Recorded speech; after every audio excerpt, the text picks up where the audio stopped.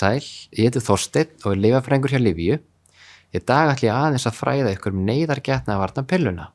Neyðargetnaðarvarnarpillan er stök tafla sem inniheldur hormónið levonorgestrel.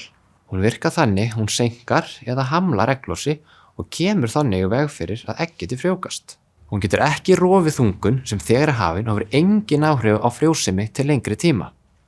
Hún verndar heldur ekki gegn kynsjúkdómum því þar eru smokkar eina vörnin. Pillan er hugsuð til notkunar eftir óvarðar samfarir eða ef getnaðarvörn bregst, til dæmis ef smokkur rifnar. Mikilvægt er að hafa í huga að hún verndar aðeins fyrir sem eina atburði, ekki samförum sem eiga sér stað eftir inntöku. Þetta er því neyðaraðgerð, ekki regluleg getnaðarvörn. Best er að taka pilluna eins fljótt og hægt er, helst innan 12 klukkustunda en ekki seinna en 72 klukkustundum frá samförum. Því fyrr sem hún er tekin, því meiri líkur á virkni. Ef þú kastar upp innan 3 klukkustunda frá inntöku, þá þarftu að taka aðra töflu. Lyfið dregur verulega úr líkum og þungun en virknin getur verið minni hjá þeim sem eru með hærri líkamsþyngd.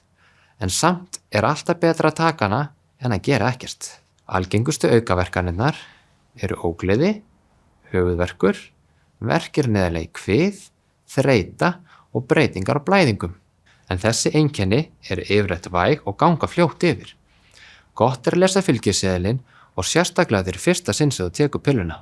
Eftir inntöku er ráðlegt að halda áfram eða byrja strax á getnaðarvarnarpillu og nota smokk næstu 7 daga.